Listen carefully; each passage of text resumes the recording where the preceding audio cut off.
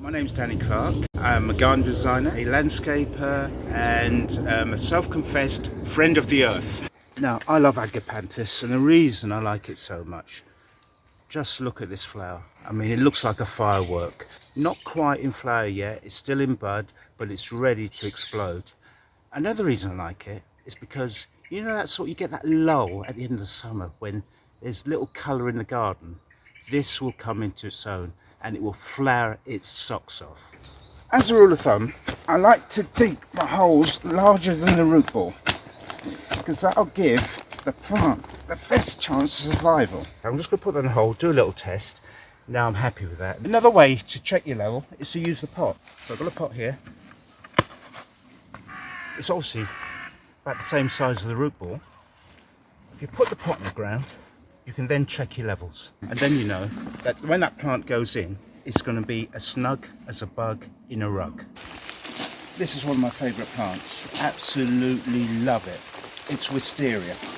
Now, you normally see them grown on the sides of houses, but some people get a bit nervous about doing that. I mean, they're high maintenance basically, so they can lift the drains, they can lift your tiling, because these are very, very strong plants. What they've done here, they've planted it on a pergola.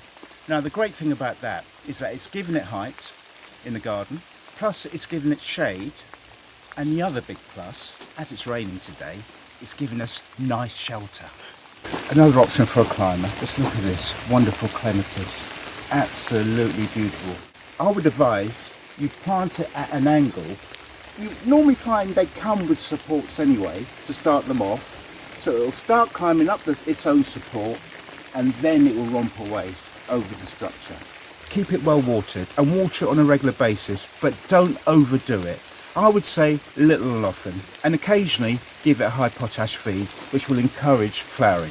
Another plant I absolutely love is Pittosporum. Now, the reason I love this, I mean, apart from the fact it's an evergreen, so it gives you interest all year round. Now, this is mainly grown for its leaf rather than the foliage, but this particular variety is green, starts off green, then turns various shades of pink throughout the season. But if you keep cutting it on a regular basis with a pair of secateurs, it will dense up.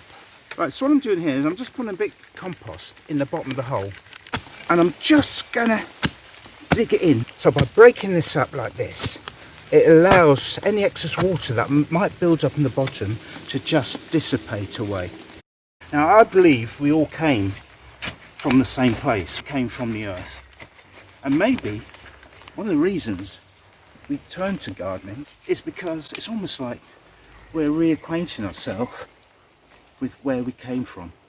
This is one of my favourite plants. It's commonly known as black grass or Ophipoga nigrescens. It's absolutely wonderful. Because you've got little runners, I don't know if you can see them just here. Well, that means you're going to get babies. You can get a lot more out of one plant. The advantage of me preparing the soil, I can use the other tool. And the best tool ever, that's my hand. Just put it in the ground. There we go. What I will say, the runners will take a while to go out, but you will get lots eventually.